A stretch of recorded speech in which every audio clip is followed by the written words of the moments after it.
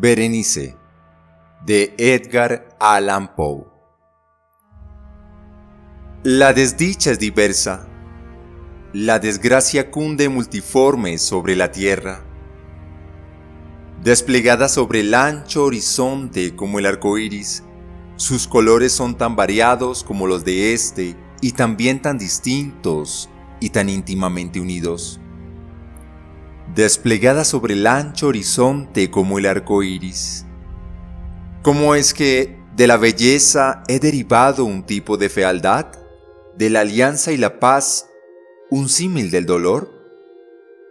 Pero así como en la ética el mal es una consecuencia del bien, así, en realidad, la alegría nace de la pena.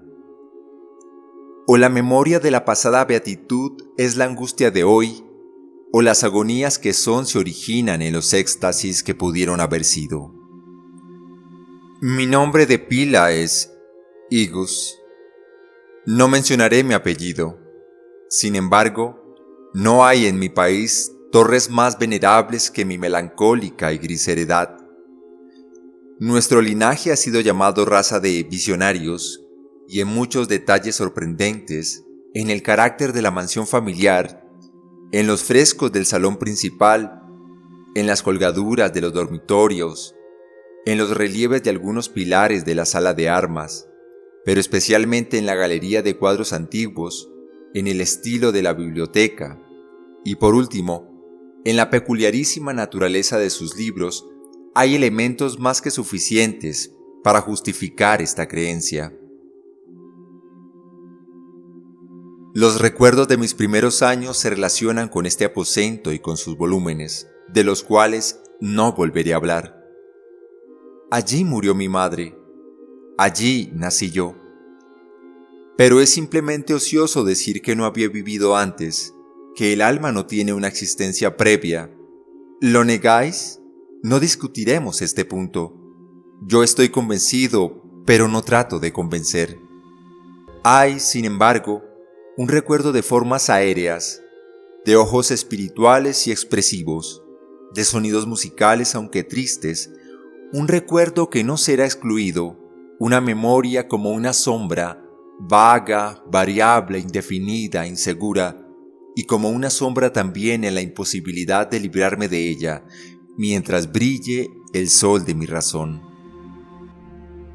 En ese aposento nací, al despertar de improviso de la larga noche de eso que parecía, sin serlo, la no existencia, a regiones de hadas, a un palacio de imaginación, a los extraños dominios del pensamiento y la erudición monásticos, no es raro que mirara a mi alrededor con ojos asombrados y ardientes, que malgastara mi infancia entre libros y disipara mi juventud en ensoñaciones.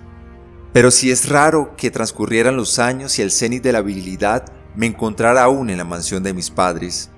Sí, es asombrosa la paralización que subyugó las fuentes de mi vida, asombrosa la inversión total que se produjo en el carácter de mis pensamientos más comunes. Las realidades terrenales me afectaban como visiones, y solo como visiones, mientras las extrañas ideas del mundo de los sueños se tornaron, en cambio, no en pasto de mi existencia cotidiana, sino realmente en mi sola y entera existencia. Berenice y yo éramos primos, y crecimos juntos en la heredad paterna, pero crecimos de distinta manera.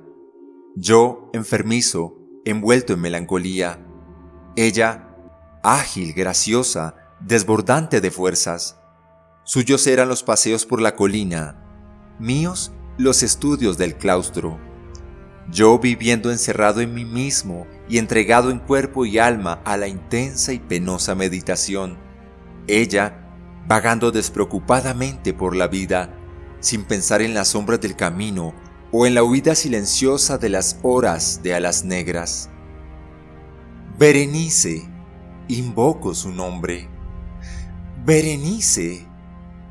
Y de las grises ruinas de la memoria 1000 tumultuosos recuerdos se conmueven a este sonido. Ah, vívida acude ahora su imagen ante mí como en los primeros días de su alegría y de su dicha. Ah, espléndida y sin embargo fantástica belleza. Oh, sílfide entre los arbustos de Arnheim. Oh, náyade entre sus fuentes. Y entonces todo es misterio y terror, y una historia que no debe ser relatada. La enfermedad, una enfermedad fatal, cayó sobre ella como el simón, y mientras yo la observaba, el espíritu de la transformación la arrasó, penetrando en su mente, en sus hábitos y en su carácter, y de la manera más sutil y terrible, llegó a perturbar su identidad. ¡Ay! El destructor iba y venía, y la víctima, ¿dónde estaba? Yo no la conocía, o por lo menos, ya no la reconocía como Berenice. Entre la numerosa serie de enfermedades provocadas por la primera y fatal, que ocasionó una revolución tan horrible en el ser moral y físico de mi prima, debe mencionarse como la más afligente y obstinada una especie de epilepsia que terminaba no rara vez en catalepsia, estado muy semejante a la disolución efectiva y de la cual su manera de recobrarse era, en muchos casos, brusca y repentina. Entre tanto, mi propia enfermedad, pues me han dicho que no debo darle otro nombre, mi propia enfermedad, digo, crecía rápidamente, asumiendo por último un carácter monomaníaco de una especie nueva y extraordinaria que ganaba cada vez más vigor y al fin obtuvo sobre mí un incomprensible ascendiente. Esta monomanía, si así debo llamarla, consistía en una irritabilidad morbosa de esas propiedades de la mente que la ciencia psicológica designa con la palabra atención.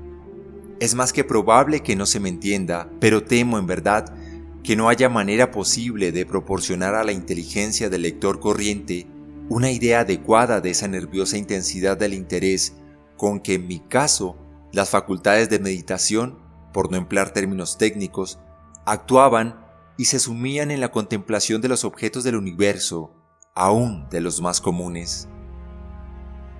Reflexionar largas horas, infatigable, con la atención clavada en alguna nota trivial, al margen de un libro o en su tipografía, pasar la mayor parte de un día de verano absorto en una sombra extraña que caía oblicuamente sobre el tapiz o sobre la puerta, perderme durante toda una noche en la observación de la tranquila llama de una lámpara o los rescoldos del fuego, soñar días enteros con el perfume de una flor, repetir monótonamente una palabra común hasta que el sonido, por obra de la frecuente repetición, dejara de suscitar idea alguna en la mente.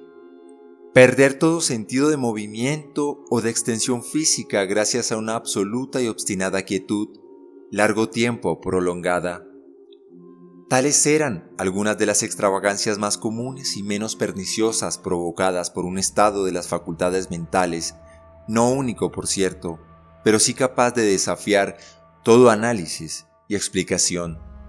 Mas no se me entienda mal, la excesiva, intensa y mórbida atención así excitada por objetos triviales en sí mismos no debe confundirse con la tendencia a la meditación común a todos los hombres y que se da especialmente en las personas de imaginación ardiente. Tampoco era, como pudo suponerse al principio, un estado agudo o una exageración de esa tendencia, sino primaria y esencialmente distinta, diferente. En un caso, el soñador o el fanático, interesado en un objeto habitualmente no trivial, lo pierde de vista poco a poco en una multitud de deducciones y sugerencias que de él proceden, hasta que, al final de un ensueño colmado a menudo de voluptuosidad, el incitamentum o primera causa de sus meditaciones desaparece en un completo olvido. En mi caso, el objeto primario era invariablemente trivial, aunque asumiera, a través del intermedio de mi visión perturbada, una importancia refleja y real. Pocas deducciones, si es que alguna aparecía, surgían, y esas pocas retornaban tercamente al objeto original como a su centro. Las meditaciones nunca eran placenteras, y al cabo del ensueño la primera causa, lejos de estar fuera de vista, había alcanzado ese interés sobrenaturalmente exagerado que constituía el rasgo dominante del mal. En una palabra, las facultades mentales más ejercidas en mi caso eran, como ya lo he dicho, las de la atención, mientras que en el soñador son las de la especulación. Mis libros, en esa época, si no servían en realidad para irritar el trastorno, participaban ampliamente, como se comprenderá, por su naturaleza imaginativa e inconexa, de las características peculiares del trastorno mismo. Puedo recordar, entre otros, el tratado del noble italiano Coelius Secundus Curiu, De Amplitudine Beati Regni Dei, en la amplitud del bendito reino de Dios, la gran obra de San Agustín, La ciudad de Dios, y la de Tertuliano, De carne Christi, del cuerpo de Cristo, cuya paradoja sentencia: Mortus este Dei filius, credibili este, quae ineptum este, et sepultas resurrexit, certum este quia impossibili este. Dei filius está muerto, es creíble porque es necio, y fue sepultado y resucitó, es cierto porque es imposible. Esto ocupó mi tiempo íntegro durante muchas semanas de laboriosa e inútil investigación. Se verá, pues, que, arrancada de su equilibrio solo por cosas triviales, mi razón semejaba a ese risco marino del cual habla Ptolomeo Hefestión, que resistía firme a los ataques de la violencia humana y la feroz furia de las aguas y los vientos, pero temblaba al contacto de la flor llamada asfódelo. Y aunque para un observador descuidado pueda parecer fuera de duda que la alteración producida en la condición moral de Berenice por su desventurada enfermedad me brindaría muchos objetos para el ejercicio de esa intensa y anormal meditación cuya naturaleza me ha costado cierto trabajo explicar, en modo alguno era este el caso.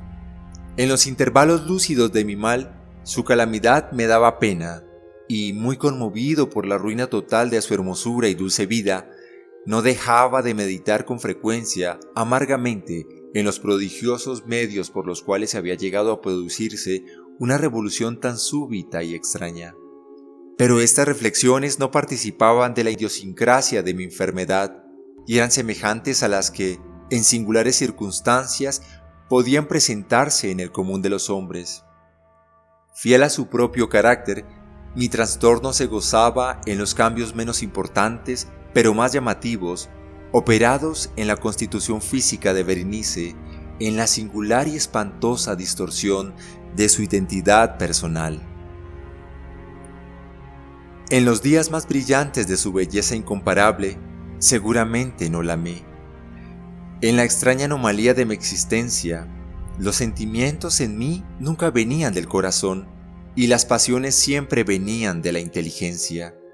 A través del alba gris, en las sombras entrelazadas del bosque a mediodía y en el silencio de mi biblioteca por la noche, su imagen había flotado ante mis ojos y yo la había visto, no como una Berenice viva, palpitante, sino como la Berenice de un sueño, no como una moradora de la tierra, terrenal, sino como su abstracción, no como una cosa para admirar, sino para analizar, no como un objeto de amor, sino como el tema de una especulación tan abstrusa como inconexa.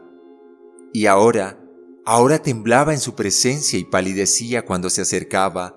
Sin embargo, lamentando amargamente su decadencia y su ruina, recordé que me había amado largo tiempo y en un mal momento le hablé de matrimonio. Y al fin se acercaba la fecha de nuestras nupcias, cuando, una tarde de invierno, en uno de estos días intempestivamente cálidos, serenos y brumosos que son la nodriza de la hermosa Alción, me senté, creyéndome solo, en el gabinete interior de la biblioteca, pero alzando los ojos vi, ante mí, a Berenice. Fue mi imaginación excitada, la influencia de la atmósfera brumosa, la luz incierta, crepuscular del aposento, o los grises vestidos que envolvían su figura, los que le dieron un contorno tan vacilante e indefinido? No sabría decirlo, no profirió una palabra, y yo por nada del mundo hubiera sido capaz de pronunciar una sílaba. Un escalofrío helado recorrió mi cuerpo, Me oprimió una sensación de intolerable ansiedad. Una curiosidad devoradora invadió mi alma y reclinándome en el asiento, permanecí un instante sin respirar, inmóvil, con los ojos clavados en su persona. ¡Ay! Su delgadez era excesiva y ni un vestigio del ser primitivo asomaba en una sola línea del contorno. Mis ardorosas miradas cayeron por fin en su rostro.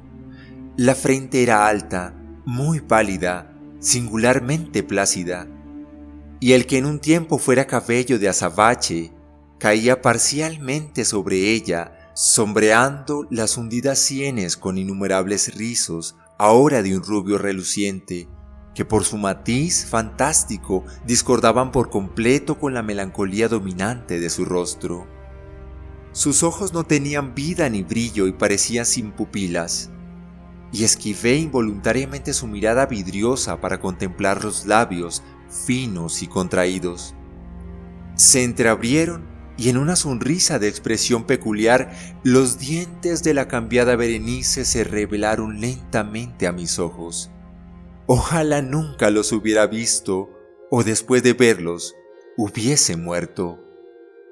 El golpe de una puerta al cerrarse me distrajo, y alzando la vista, vi que mi prima había salido del aposento, pero del desordenado aposento de mi mente, ¡ay!, no había salido ni se apartaría el blanco y horrible espectro de sus dientes, ni un punto en su superficie, ni una sombra en el esmalte, ni una melladura en el borde hubo en esa pasajera sonrisa que no se grabara a fuego en mi memoria. Los vi entonces con más claridad que en un momento antes. Los dientes, estaban aquí y allí y en todas partes, visibles y palpables ante mí, largos, estrechos, blanquísimos, con los pálidos labios contrayéndose a su alrededor, como en el momento mismo en que habían empezado a distenderse.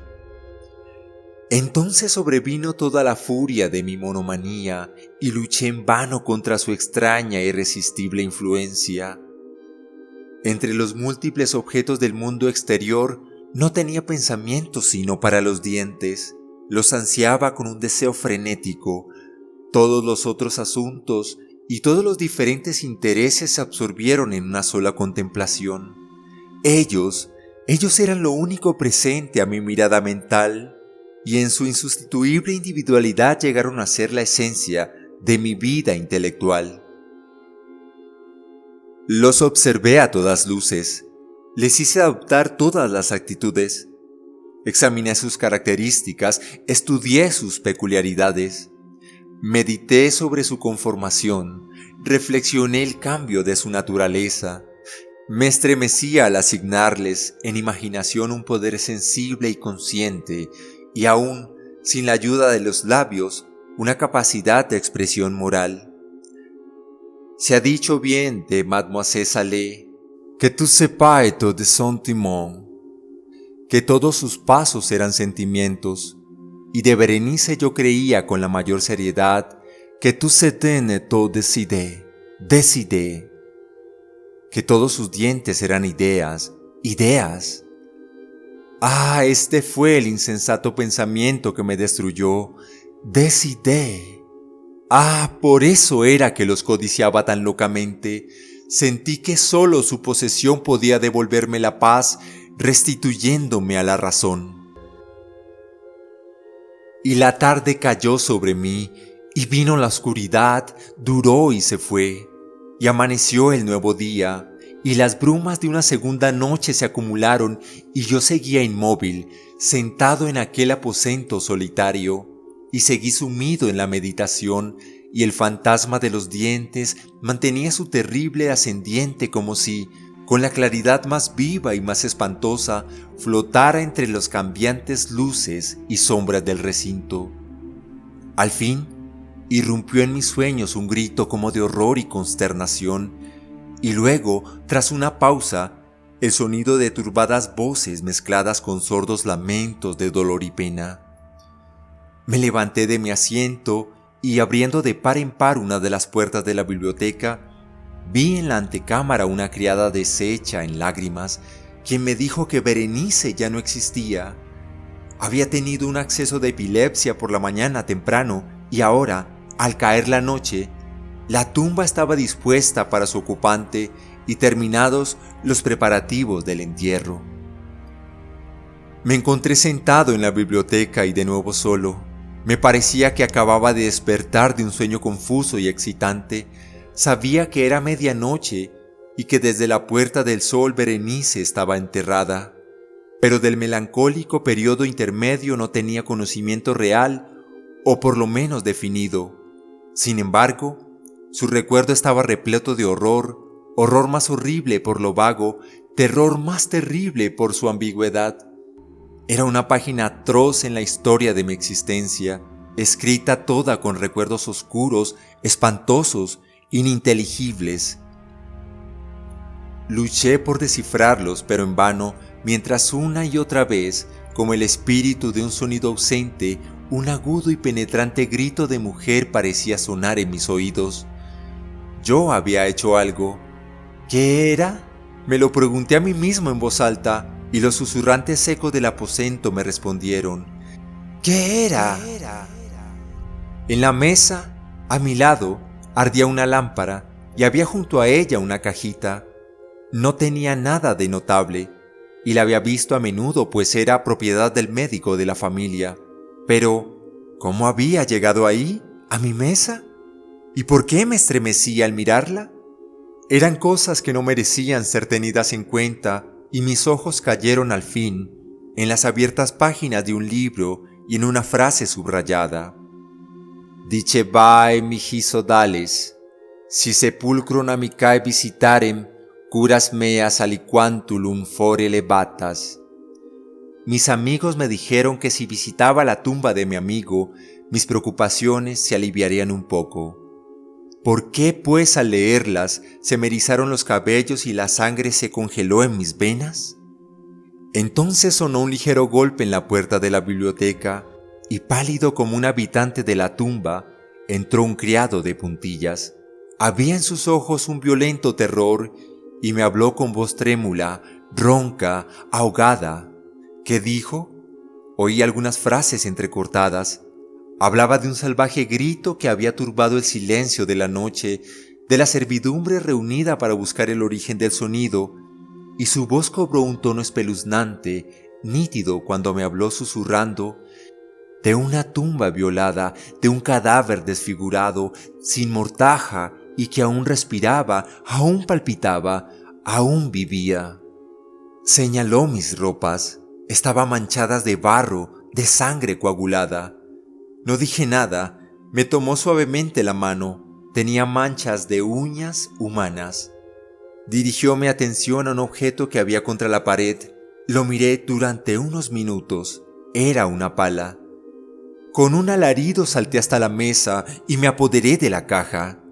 Pero no pude abrirla y en mi temblor se me deslizó de la mano y cayó pesadamente y se hizo añicos.